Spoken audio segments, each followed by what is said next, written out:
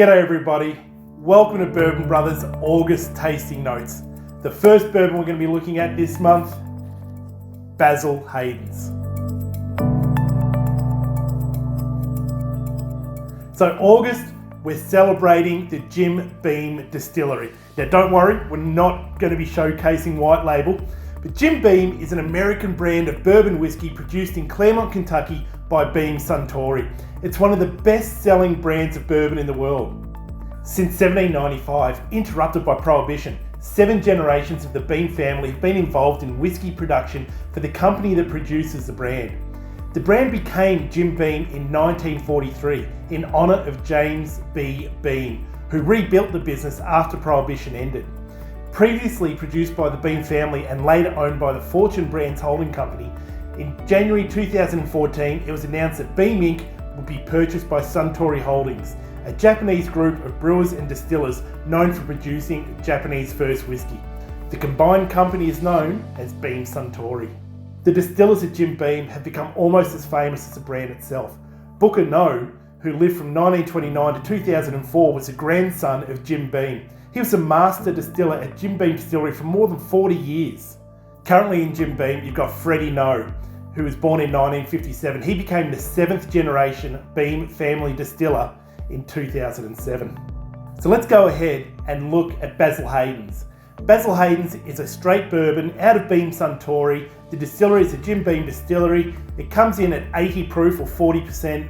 It's got no age statement on it. Its mash bill is a 63% corn, 27% rye and 10% malted barley.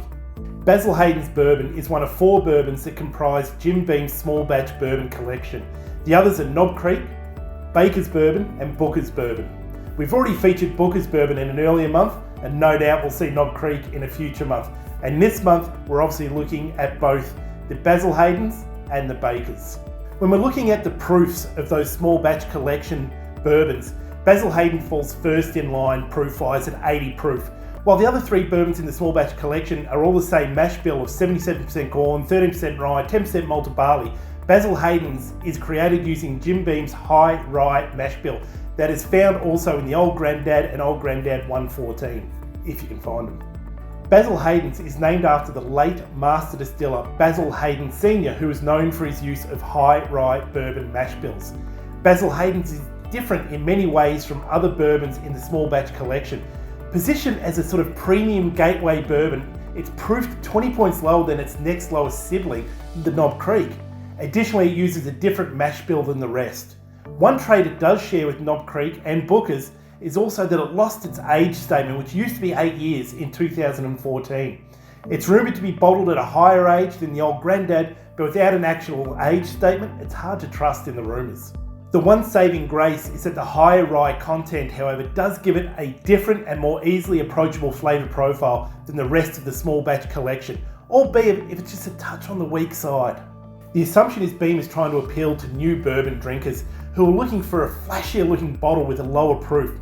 While Basil Hayden's may win on style points, there are plenty of other bourbons on the market that offer an approachable entry-level experience that might be at a better price. A slick bottle design and an easy sip position Basil Hayden to be a good gateway bourbon, but I reckon its price just a little bit high. It's the lowest proof in Beam's small batch collection, and it carries quite a premium price tag for a non-age statement 80 proof bourbon. For a few dollars less, you can get the fuller flavour Knob Creek. The lighter flavour profile starts strong, but it kind of quickly fades away as you work your way through the sip.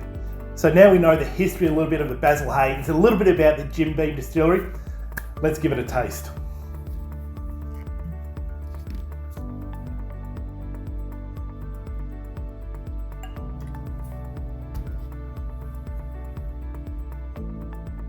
You'd really call that sort of a light gold on its colour.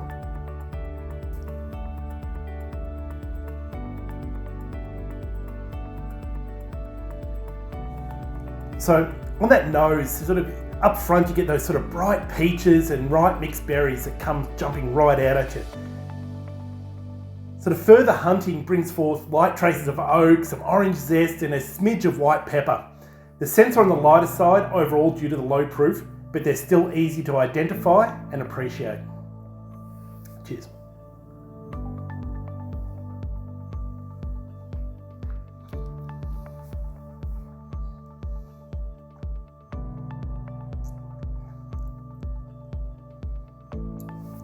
So that palate is understandably light due to the 80 proof that Beam bottles this at. Light vanilla, new wood, peaches all mingled together to form the entirety of this palate. While the 80 proof makes this an incredibly easy sip, the mouthfeel is just a little bit thin. And even at the bottling proof, it seems a little bit lighter than average. A few additional proof points would have gone a long way to deepen the palate on this bourbon. The finish on this bourbon is really short and it ends almost as soon as it starts, but you will pick up some oak and light summer fruits and a little bit of touch of the corn grain along with some leather are present, but only after really hunting to find them. So overall, it's an easy sipping bourbon, but I reckon it could do with a few additional points on it. But that's the Basil Hayden's. I hope you're enjoying it and I hope you're enjoying your journey. Cheers.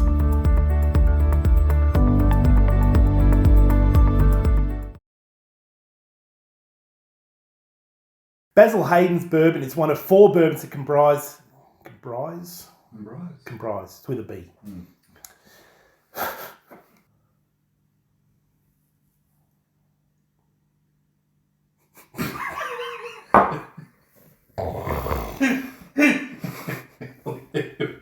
We almost got there.